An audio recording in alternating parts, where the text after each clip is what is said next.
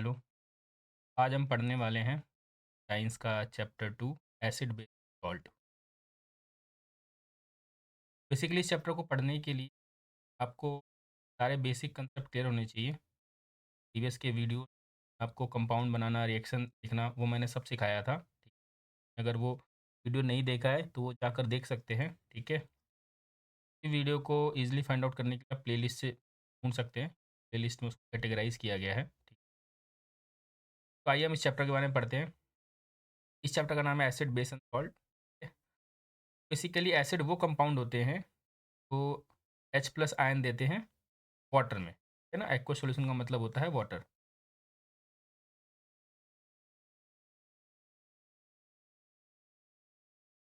अगर आप किसी कंपाउंड को, जैसे एग्जांपल के लिए हमने HCl है, ठीक है ना।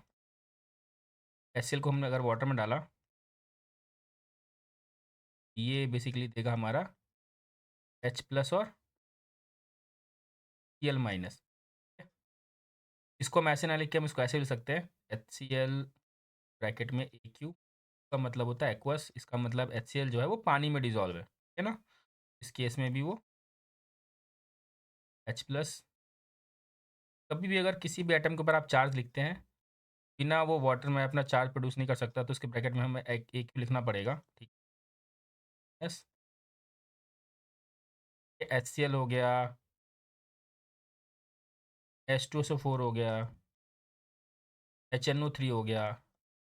ये सारे के सारे कंपाउंड ऐसे कंपाउंड हैं जिसको आप वाटर में डालोगे तो H+ आयन देंगे। ठीक है, तो जो कंपाउंड वाटर में H+ आयन देगा, एसिड है।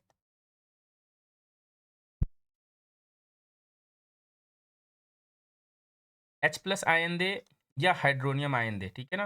H+ की जगह हम इसको ऐसे भी लिखते हैं। जैसे कि एग्जांपल के लिए मैं आपको HCl का दोबारा एक्सप्लेन करता हूँ। ठीक है, जैसे आपने HCl को वाटर में डाला था, एक रिएक्शन तो हम ऐसे भी लिख सकते हैं। अगर हम चाहते हैं इसको और स्टैंडर्ड तरीके से लिखना, ठीक है, तो हम इसको ऐसे भी लिख सकते हैं, HCl प्लस वाटर। इस केस में क्या होगा आपको पता है, H और Cl टूटेगा H+ में और Cl- में। ठीक है, तो ये Cl- तो निकल जाएगा और ये H+ जो है ये वाटर के साथ चला जाएगा। इस केस में ये बनाएगा हाइड्रोनियम आयन, तो बोलते हैं हम हाइड्रोनियम आयन। ठीक है, अगर कोई कंपाउंड H+ दे या हाइड्रोनियम आयन दे तब भी वो एसिड ही कहलाएगा। ठीक है ना। The compound which gives H+ या hydronium ion in water is known as acid. Basically हमने यहाँ पर एग्जांपल देखा, हाइड्रोक्लोरिक एसिड है। ठीक है, फिर hydrochloric acid, HCl, sulphuric acid, H2, nitric acid, acetic acid, WH। अच्छा, अब एक चीज़ और देखते हैं कि इनकी प्रोनाउंसिएशन कैसे की जाती है। जैसे एग्जांपल के लिए अगर HCl है, ठीक है, अगर HCl के बगल में मान लीजिए ऐसे लिखा हुआ है सॉलिड, HCl अगर हमने सॉलिड फॉर्म में लिया है या लिक्विड फॉर्म में लिया है या गैस फॉर्म में लिया है,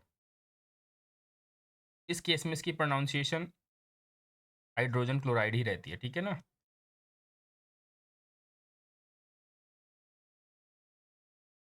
लेकिन अगर आपने HCl को वाटर में लिया, एक ही मतलब वाटर, इस केस में इसको हाइड्रोजन क्लोराइड नहीं पढ़ते, इस केस में इसको पढ़ते हैं हाइड्रोक्लोरिक, हाइड्रो।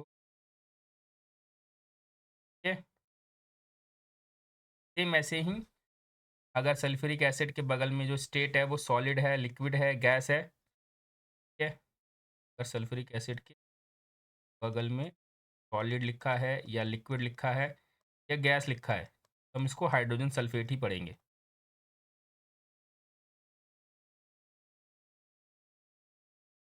ठीक है, और अगर इसके बगल में AQ लिखा हुआ है, के नाम में चेंजेस आ जाएंगे। ठीक है ना, हाइड्रोजन सल्फेट की जगह सल्फ्यूरिक एसिड, रिक वर्ड ऐड हो जाता है। ठीक है ना। Sulphuric acid. सेम ऐसे ही अगर HNO3 के बगल में सॉलिड, लिक्विड या गैस लिखा हुआ है तो हाइड्रोजन नाइट्रेट, और अगर उसी के केस में AQ लिखा हुआ है तो फिर नाइट्रिक एसिड। ठीक है ना? तो नाम में इसी तरीके से चेंजेस आते हैं। ठीक है? यहाँ पर हमारा रिएक्शन है, देखोगे आप, HClH प्लस, चिप्स बता दिया आपको। H2SO4 है तो यहाँ पर 2 H प्लस आयन निकलेगा। ठीक है? HNO3 है। तो जो कंपाउंड वाटर में H प्लस आयन देगा बेसिकली तो वो एसिड कहलाएगा। ठीक है? अब एसिड के टाइप। ठीक है? टाइप में सबसे पहला हमारा है सोर्स के बेसिस पे। ठीक है ना? अगर कोई सोर्स नेचुरल है, नेचर में अवेलेबल है, this type of acid is obtain from natural sources. ठीक है ना? जैसे प्लांट हो गया, ठीक है ना, उस टाइप के एसिड को बोलते हैं हम नेचुरल एसिड। ठीक है? एग्जाम्पल में हमारा विनेगर। ठीक है? विनेगर के अंदर एसिटिक एसिड होता है जिसका फॉर्मूला CH3COOH बोलते हैं उसको। नोइक एसिड इसका नाम है। ये एसिटिक एसिड इसका कॉमन नेम है। ठीक है? और इसका केमिकल नेम है इथेनोइक एसिड। ठीक है? इसको हम ग्लेशियल एसिटिक एसिड भी बोलते हैं। ठीक है? तो हम ग्लेशियल एसिटिक एसिड बोल, पूछेगा क्यों? Due to its low melting point.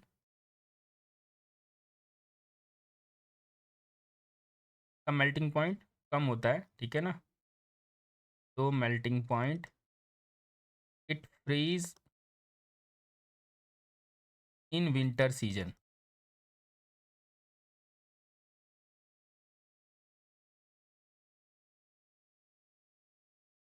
ठीक है?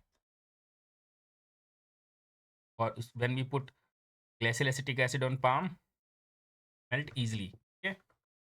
अगर पूछेगा इथेनोइक एसिड को ग्लेशियल एसिटिक एसिड को कहते हैं तो its low melting point, its freeze in winter season.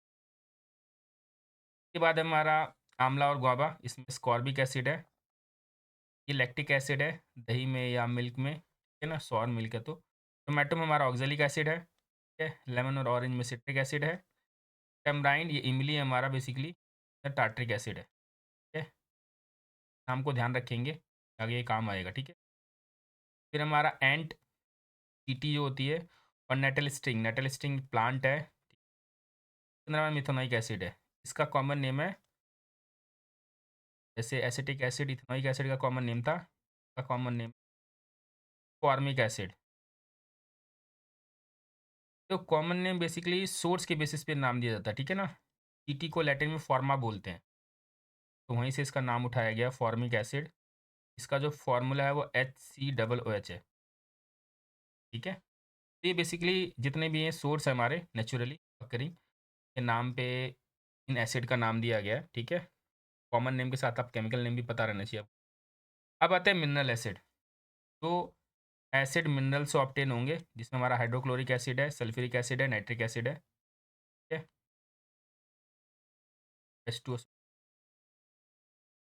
इसको किंग ऑफ एसिड भी बोलते हैं। ठीक है ना? नाइट्रिक एसिड HNO3 को हम क्वीन ऑफ एसिड भी बोलते हैं। और नाइट्रिक एसिड हमारा एक स्ट्रॉन्ग ऑक्सीडाइजिंग एजेंट भी है। ऑक्सीडाइजिंग एजेंट का मतलब होता है जो किसी को भी ऑक्सीजन चिपका देगा। ठीक है ना? Strong oxidising. ठीक है? Mineral acid, the acid obtain from minerals is known as mineral acid. ठीक है ना? हमारा हाइड्रोक्लोरिक एसिड हो गया, सल्फ्यूरिक एसिड हो गया और नाइट्रिक एसिड हो गया। अब चलते हैं नेक्स्ट। अब प्रॉपर्टीज़ की बात करते हैं एसिड की। एसिड टेस्ट में खट्टे होते हैं, जैसे आपने लेमन खाया होगा। ठीक है ना? लेमन खट्टा होता है टेस्ट में, वो हमारा बेसिकली लेमन जो है एसिटिक एसिड। ठीक है ना? और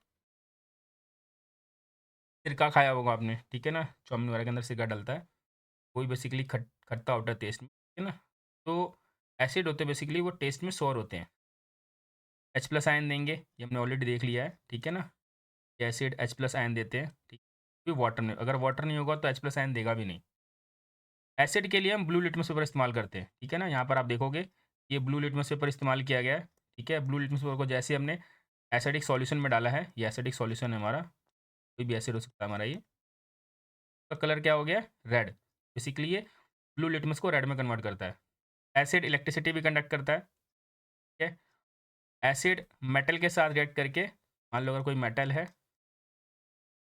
के साथ रिएक्ट करके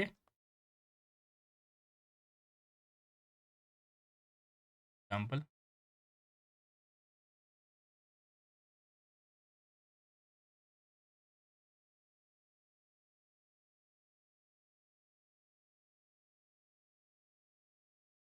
metal plus acid gives salt और हाइड्रोजन गैस, ठीक है। एग्जाम्पल के लिए सब जिंक, जिंक को अगर आप डालोगे एसिड में, HCl, ये बनाता है बेसिकली ZnCl2 और हाइड्रोजन, ठीक है। गैस की testing, burn with pop sound,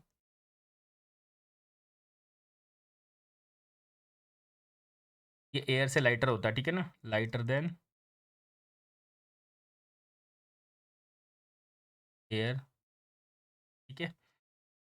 या आप इसको, जिंक को अगर आप H2SO4 में डालोगे तब भी ये सेम वही देगा, ZnSO4,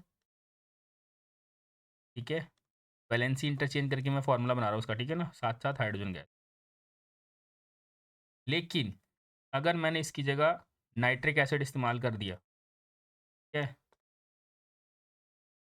अगर मैंने इसकी जगह नाइट्रिक एसिड इस्तेमाल कर दिया,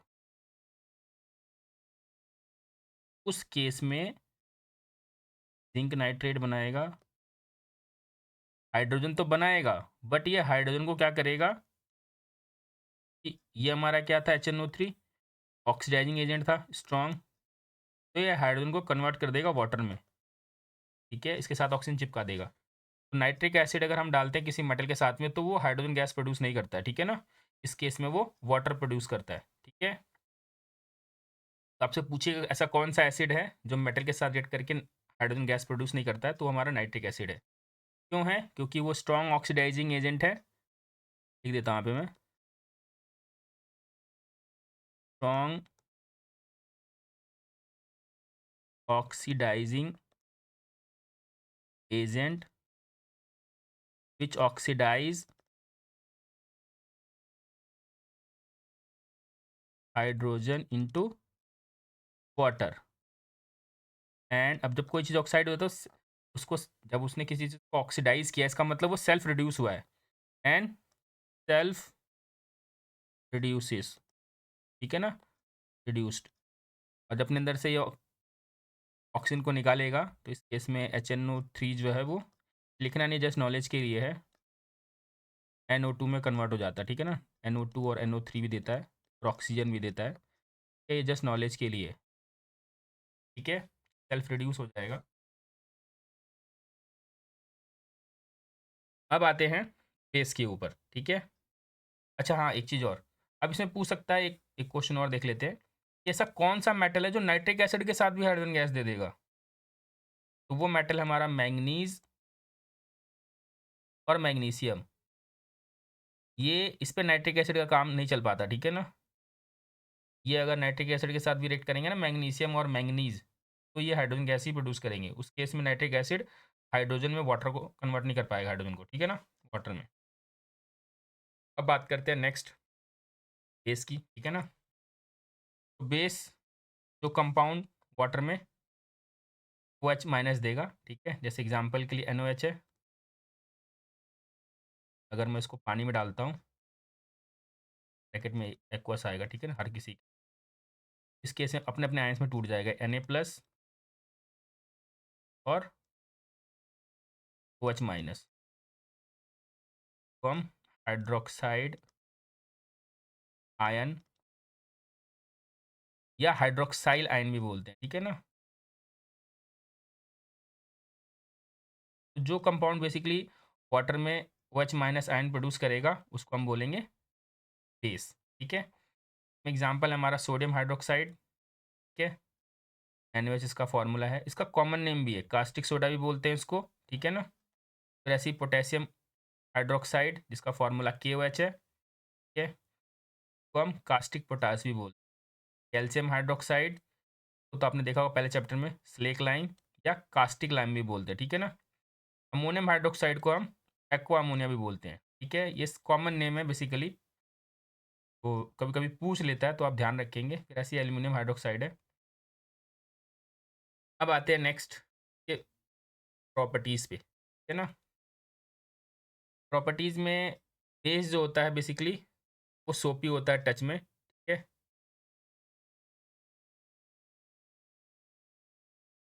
अगर आप उसको टच करेंगे तो सोपी टच होगा, ठीक है। और ये टेस्ट में बिटर होता है, ठीक है ना। जैसे एग्जांपल के लिए साबुन, टूथपेस्ट टेस्ट में बिटर होते हैं, ठीक है ना। जो कंपाउंड टेस्ट में बिटर होगा बेसिकली, जो कंपाउंड तो नहीं, बेस की अगर हम बात करते हैं, अगर आप बेस को टेस्ट करोगे तो बिटर ही होगा, ठीक है। जितने भी बेस होते हैं वो OH माइनस आयन देंगे, हाइड्रोक्साइड आयन वाटर में, ठीक है। इसके लिए हम जो लिटमस पेपर इस्तेमाल करेंगे वो रेड लिटमस पेपर इस्तेमाल करेंगे, ठीक है ना। तो आप देखोगे यहाँ पर रेड लिटमस पेपर इस्तेमाल किया गया, जैसे इसको हमने बेस में डाला है, ये हमारा बेसिक सॉल्यूशन है, ठीक है। उसने क्या किया, इसको रेड को किस में कन्वर्ट कर दिया, ब्लू में, ठीक है। तो ये रेड लिटमस को ब्लू में कन्वर्ट करता है। बेस इलेक्ट्रिसिटी कंडक्ट करता है, एसिड और बेस दोनों कंडक्ट करते हैं, कि ये फ्री आयंस देते हैं वाटर में। और जब भी कोई चीज़ फ्री आयन मौजूद रहेगा ना तो इलेक्ट्रिसिटी कंडक्ट करेगा ही करेगा, ठीक है। ये भी सेम मेटल बेस के साथ रिएक्ट करके हाइड्रोजन गैस ही प्रोड्यूस करेगा, ठीक है ना। एक एग्जांपल के लिए यहाँ पर मैं लिख देता हूँ, कोई भी मेटल एस बेस, ये भी हमारा सॉल्ट और हाइड्रोजन। जैसे एग्जांपल में मेटल में मैं सोडियम ले लेता हूँ या जिंक ले लेता हूँ, और बेस में ले लेते हैं NaOH। तो ये बनाता है सोडियम जिंकेट, आपको पता ही होगा। Na की वैलेंसी +1, जिंकेट का फॉर्मूला होता है ZnO2, इसकी वैलेंसी -2 है। ये हो जाएगा हमारा Na2ZnO, साथ ही हाइड्रोजन गैस प्रोड्यूस करेगा। बेसिकली बेस मेटल के साथ भी रिएक्ट करके हाइड्रोजन गैस प्रोड्यूस करता है, जैसे एसिड दिखा रहा था बिहेवियर, ठीक है। चलते हैं नीचे। अब है इंडिकेटर, हमें पता है कैसे चलेगा कि ये एसिड है या बेस है, ठीक है। कुछ सब्सटेंस ऐसे होते हैं जो एसिड और बेस के कांटेक्ट में आते हैं ना, या तो अपना कलर चेंज कर लेते हैं और या तो अपना स्मेल चेंज कर लेंगे, ठीक है ना। इसमें हमारा रहता है पहले नेचुरल इंडिकेटर, जो नेचुरली ऑब्टेन होता है, ठीक। इसमें हमारा रेड कैबेज है, ठीक है। चाइना रोज है, इसमें चाइना रोज एग्जांपल में नहीं लिखा हुआ है, मैं लिख देता हूँ मैं। चाइना रोज है, ये भी बेसिकली एसिड या बेस के कांटेक्ट में आते हैं तो अपना कलर चेंज कर लेते हैं। फिलहाल ये कलर वाले एग्जांपल हैं। लिटमस सॉल्यूशन, जिससे हमारा लिटमस पेपर बनता है, ठीक है। ये इसमें दो चीज़ें पूछेगा कि लिटमस सॉल्यूशन का कलर क्या होगा, जो लिटमस सॉल्यूशन तैयार करते हैं हम, जिससे हम पेपर बनाते हैं, उस सॉल्यूशन का कलर कैसा होगा, ठीक है ना। उसका कलर होता है पर्पल डाई, ठीक है ना। पर्पल डाई एक्सट्रैक्ट करके फिर उसको डिज़ोल्व करके बनाया जाता है, और जिस प्लांट से बनाया जाता है, इस प्लांट का नाम है लिचन, ठीक है। सकता आपसे प्लांट का नाम बताइए जिससे लिटमस सॉल्यूशन हम तैयार करते हैं। के बाद हमारा ऑल्फैक्टरी इंडिकेटर, फिर आते हैं हम सिंथेटिक पे। Olfactory indicator, the indicator which come contact with acid और base change its on smell, ठीक है ना। स्मेल को हम अडर बोलते हैं बेसिकली, तो अपना स्मेल चेंज कर लेगा बेसिकली। एग्जाम्पल हमारा वनीला है, ओनियन है, क्लोव है। अब बात करते हैं सिंथेटिक इंडिकेटर की, ये हम खुद बनाते हैं, ठीक है ना। इसमें हमारा है मिथाइल ऑरेंज, नॉफ्थलीन, ये सारे सिंथेटिक इंडिकेटर हैं जो कि एसिड और बेस के कांटेक्ट में आने पर अपना कलर चेंज कर लेते हैं, ठीक है। अभी एग्जांपल दिखाऊंगा नीचे में। ये रहा हमारा एग्जांपल, ठीक है। मिथाइल ऑरेंज, ये एसिड में जाएगा तो रेड कलर देगा और बेस में जाएगा तो येलो, ठीक है। नॉफ्थलीन ये बेसिकली कलरलेस होता है, लेकिन एसिड में कोई चेंज नहीं दिखाएगा, बट बेस में जैसे जाएगा वो पिंक हो जाएगा, ठीक है। अब बात करते हैं यूनिवर्सल इंडिकेटर, इसकी ज़रूरत क्यों है। देखो, कोई भी इंडिकेटर बेसिकली ये बताएगा कि ये एसिड है और ये बेस है। वो ये नहीं बताएगा कि ये कम एसिडिक है या ज़्यादा एसिडिक है, ठीक है? उसके लिए बेसिकली आता है हमारा यूनिवर्सल इंडिकेटर, ठीक है? यूनिवर्सल इंडिकेटर की जो स्ट्रिप्स फॉर्म में भी आता है और सॉल्यूशन फॉर्म में भी आता है, ठीक है ना? तो डिस्ट्रीब्यूट किया गया स्केल पे 1 टू 14, ठीक है? और फिर उसके कलर से मैच करते हैं और बेसिकली इसको बनाने के लिए ये जो इंडिकेटर इस्तेमाल करते हैं, यहाँ पे universal indicator is the combination of many indicator such as water, propanol, phenolphthalein, ठीक है? ब्लू, ये सब लिखा हुआ है। इसमें से आप कोई भी कंपाउंड लिख सकते हो। ये मैं इसकी डेफिनेशन लिख देता हूँ, ठीक है? द इंडिकेटर यूनिवर्सल इंडिकेटर की, ठीक है ना? The indicator which comes contact sorry तो उसको the indicator which differentiate between friends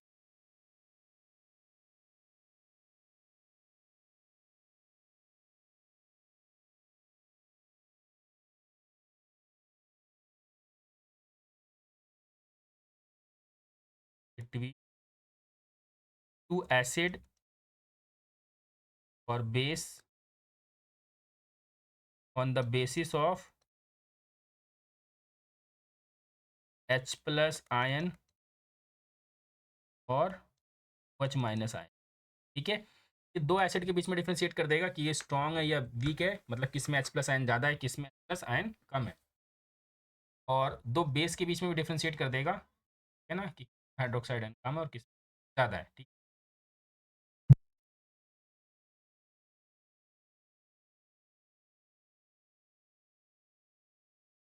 अब चलते हैं हम नेक्स्ट, ठीक है? यूनिवर्सल इंडिकेटर के बारे में कलर चेंजिंग मैं अभी दिखाऊंगा आपको, है ना? अभी हमने जस्ट पीछे देखा था कि chemical properties of acid base, कि एसिड मेटल के साथ रिएक्ट करके क्या बनाता है, सॉल्ट और हाइड्रोजन गैस। अभी हमने जस्ट एग्जांपल देखा था, HCl को हमने जब जिंक में डाला था तो ये बना था हमारा, ठीक है? हमने ऑलरेडी देख लिया है बैलेंस किए हुए रिएक्शन सारे, ठीक है? सोडियम को उसमें डाला तो बना हमारा, ठीक है? जिंक को डाला तो बना, ठीक है?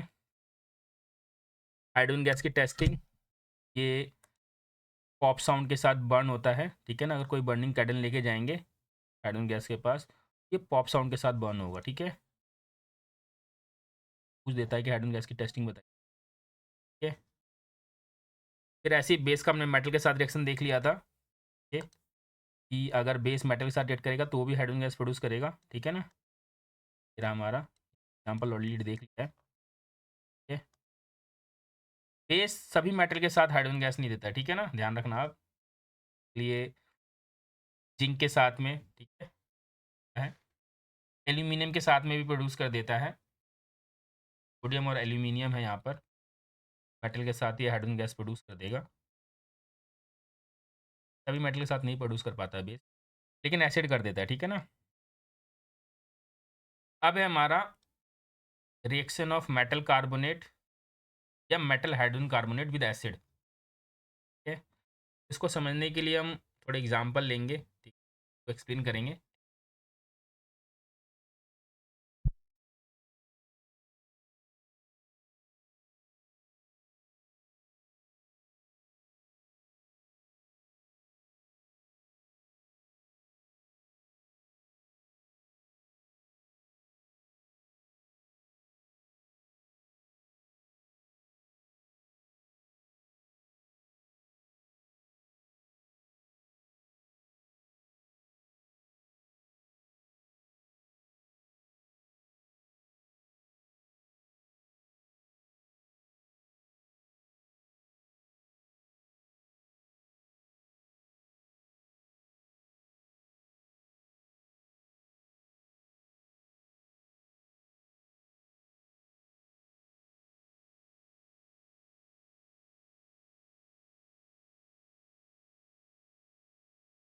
तो बेसिकली अगर हम बात करते हैं कि मेटल कार्बोनेट को, अगर आप मेटल कार्बोनेट हो चाहे मेटल बाई कार्बोनेट हो, फिलहाल यहाँ पर जो एग्जांपल है वो मेटल कार्बोनेट का है, ठीक है। अगर हम उसको एसिड में डालते हैं, एसिड में हमारा HCl है, तो बेसिकली सॉल्ट, ये रहा हमारा सॉल्ट, ठीक है, कार्बन डाइऑक्साइड ये रहा, और वाटर ये प्रोड्यूस करेगा, ठीक है ना। आपको पता है यहाँ पर मैंने मेटल में कैल्शियम लिया है, मेटल कार्बोनेट, तो ये CO वैलेंसी -2 थी, वैलेंसी +2 थी, वैलेंसी इंटरचेंज करके बने हुए हैं। चाहूँ तो मैं यहाँ पर सोडियम भी ले सकता था, ठीक है ना। ये कुछ एग्जाम्पल हैं।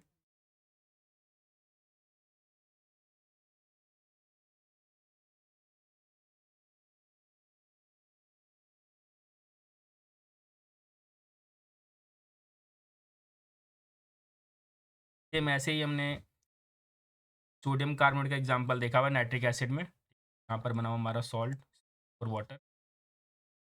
तो आप मेटल में, मेटल कार्बोनेट में कोई भी एसिड डालोगे, सॉल्ट बनाएगा, कार्बन डाइऑक्साइड बनाएगा और वाटर बनाएगा। सॉल्ट कैसे डिसाइड होता है अभी देखेंगे आगे, ठीक है ना। हम कैसे बताएंगे कि कंपाउंड सॉल्ट है या नहीं है।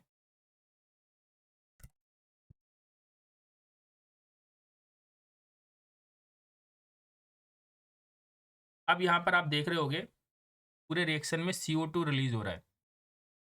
CO2 टेस्टिंग है, आगे नीचे ही है, ठीक। CO2 आग बुझाने का काम आता है।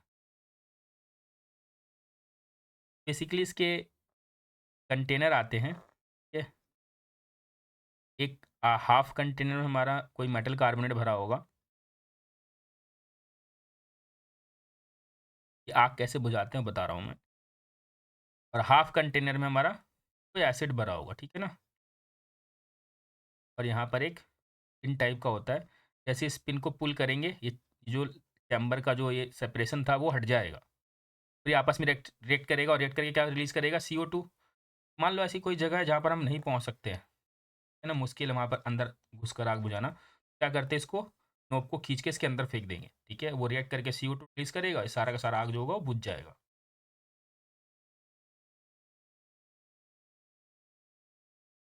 अब बात करते हैं कि हमें पता कैसे चलेगा कि ये गैस CO2 है। इसकी टेस्टिंग के लिए लाइम वाटर से उसको पास करते हैं, ठीक है ना।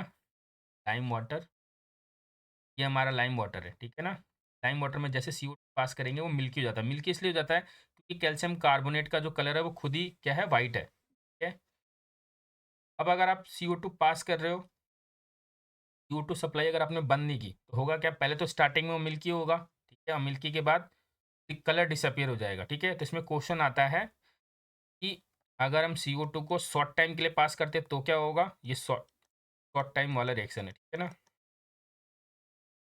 इस केस में CO2 कैल्शियम हाइड्रोक्साइड के साथ रिएक्ट करके कैल्शियम कार्बोनेट बनाएगा और वाटर बनाएगा। तो लिखेंगे इसमें कि when CO2 is passes through lime water, it turn it gives CaCO3 which is white precipitate, so that it convert color of the solution into the milky, ठीक है ना। आप सिंपल लिख सकते हो कि when CO2 is passes through the lime water, it turns milky, ठीक है। लॉन्ग टाइम अभी आपने बंद ही नहीं किया सप्लाई, इसमें क्या होगा, फर्दर दोबारा रिएक्ट करेगा क्योंकि कैल्शियम कार्बोनेट बन गया है, वाटर बन रहा है, आप देख रहे हो यहाँ पर। आप फिर भी CO2 दिए जा रहे हो, तो अब ये क्या करेगा, CO2 इनके साथ वापस रिएक्ट करेगा, और इस केस में बनाएगा ये कैल्शियम बाइकार्बोनेट, और ये होता है सॉल्युबल नेचर में। जो प्रेसिपिटेट था इनसॉल्युबल था, ये सॉल्युबल होता है। अब जब कोई चीज़ डिजोल्व हो जाएगा तो दिखेगा ही नहीं, ठीक है। तो इस केस में वापस कलर जो होगा वो डिसअपियर हो जाएगा। शॉर्ट टाइम में मिल्की कलर दिखता है और लॉन्ग टाइम में कलर वापस डिसअपियर हो जाता है, ठीक है ना।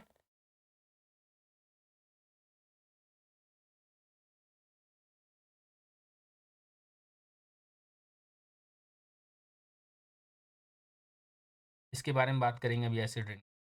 फिलहाल हम देखते हैं एक बार न्यूट्रलाइजेशन रेट, या फिर हम देख ही लेते हैं। देखो बेसिकली जितने भी फ्यूल बर्न करते हैं ना, उनसे गैसेज जो निकलते हैं वो CO2 निकलता है।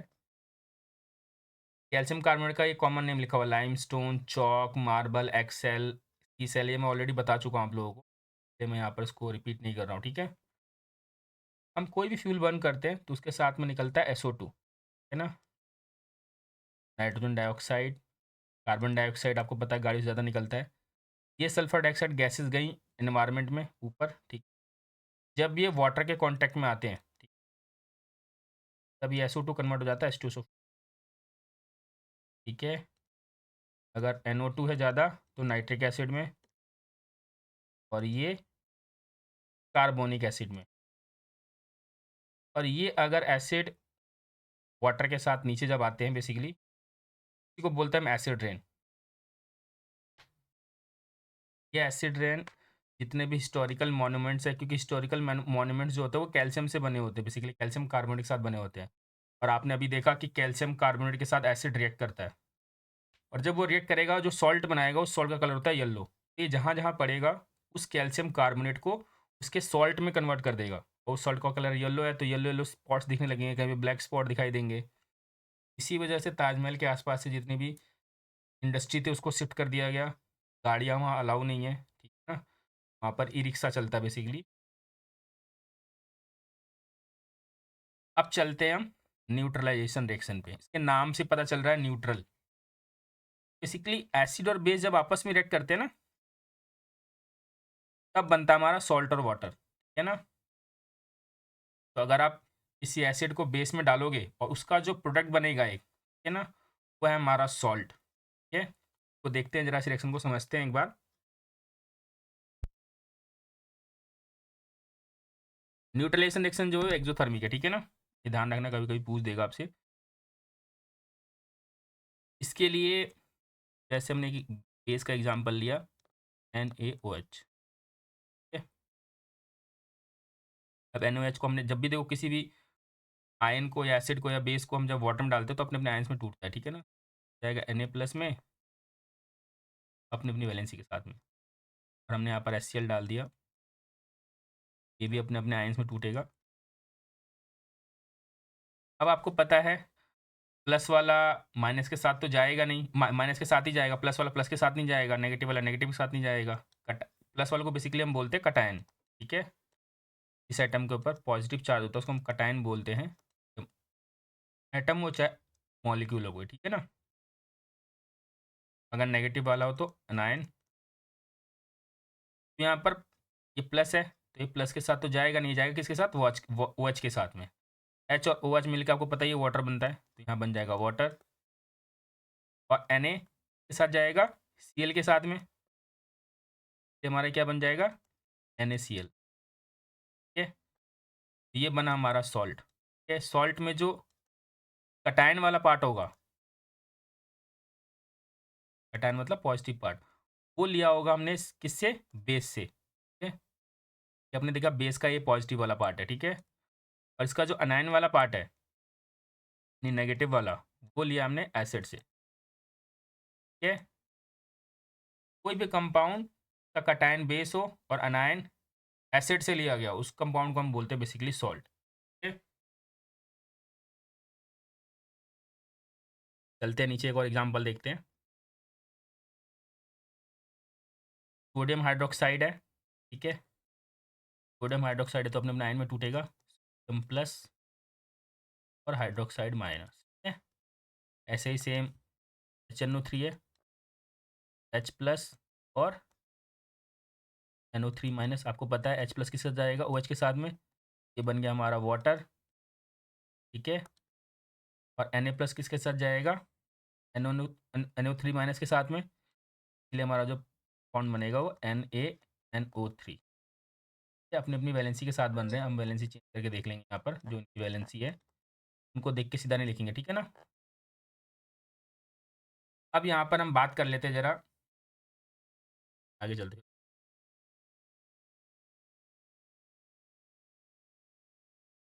फिर यहाँ पर हमारा NaOH है, सोडियम हाइड्रोक्साइड, ये भी सेम ऐसे ही Na+OH- हो रहा है, H+ और SO4-,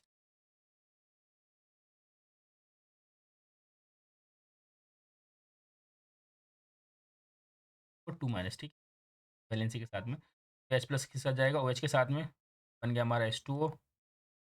ये रिएक्शन आपको ये लिखना, बस समझाने के लिए समझा रहा हूँ आपको मैं, ताकि आप समझ पाओ कि रिएक्शन लिखा कैसे जा रहा है, ठीक। यहाँ पर Na2SO4 आएगा क्योंकि हम इसको वैलेंसी इंटरचेंज करके बनाएंगे, ठीक है ना। इसलिए आपको वैलेंसी जरूर याद होनी चाहिए, वरना काम नहीं चलने वाला, ठीक है।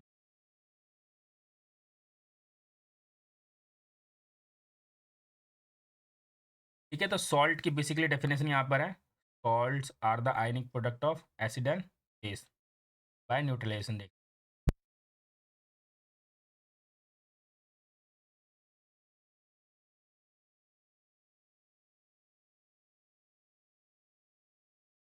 अब एक सॉल्ट का हम इसको समझने से पहले ना हम जरा एक बार स्ट्रॉन्ग एसिड और वीक एसिड पे बात कर लेते हैं।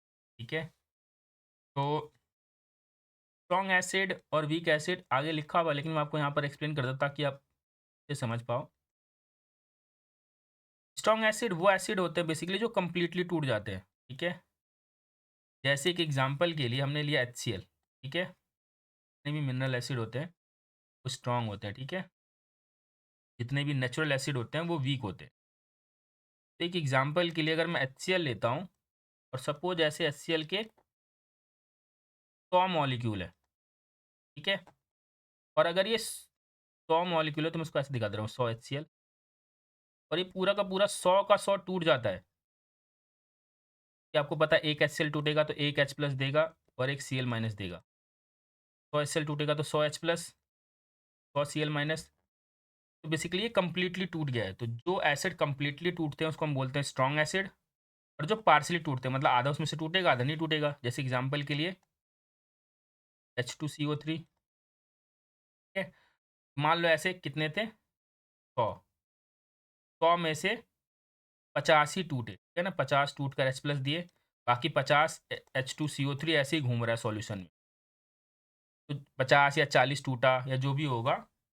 तो जो बेसिकली वीक एसिड होता है वो कंप्लीटली नहीं टूटता, इनकम्प्लीटली टूटता है। ठीक है ना, उसमें से कुछ एटम टूटेंगे, कुछ एटम ऐसे ही घूमते रहेंगे। ठीक है, मॉलिक्यूल ऐसे ही घूमते रहेंगे। Basically strong acid, the acid which gives, the acid which completely dissociate मतलब तो टूटना, the acid which completely to give H plus ion is known as strong acid. इसके एग्जाम्पल में आपका HCl, HNO3, H2SO4। ठीक है, और weak acid the acid which partially या incompletely dissociate gives H plus ion.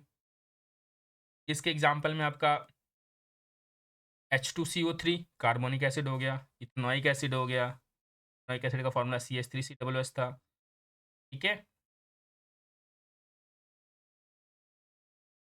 तो यहाँ पर बेसिकली अब देखेंगे हम कि सॉल्ट जो बनता है उस सॉल्ट का नेचर क्या होगा।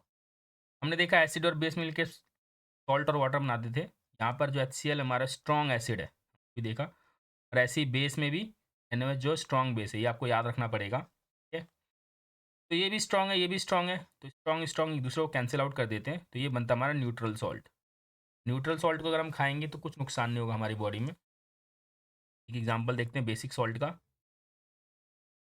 ये हमारा वीक एसिड था, इथेनॉइक एसिड। ठीक है, और ये बेस हमारा स्ट्रॉन्ग है, आपको पता ही है।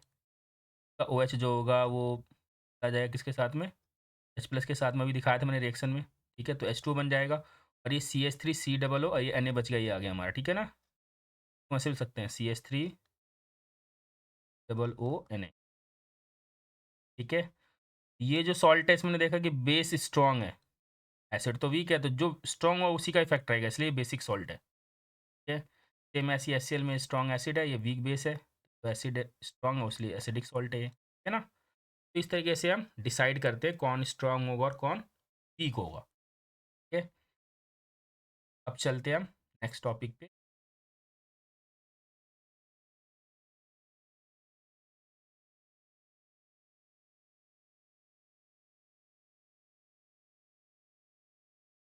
देखो इसी के बेसिस पे बेसिकली हम डिसाइड करते हैं। तो आपने सुना होगा ना ये एसिडिटी, के, और ये मिल्क मैन जो होता है वो दूध के अंदर बेकिंग पाउडर का यूज़ करता है। ये सारे फिनोमिनन न्यूट्रलाइजेशन रिएक्शन के बेसिस पे ही काम करते हैं। तो हम लेक्चर अब पार्ट 2 में देखेंगे। आप इसको रिवाइज करेंगे, बार बार रिवाइज करेंगे ताकि आपको चीज़ क्लियर हो। ठीक है, तभी आपको आगे समझ कहते नहीं। अगर आपको वीडियो अच्छा लगा हो तो आप लाइक कर सकते हैं, शेयर कर सकते हैं, अपने दोस्तों को बता सकते हैं। ठीक है, थैंक यू।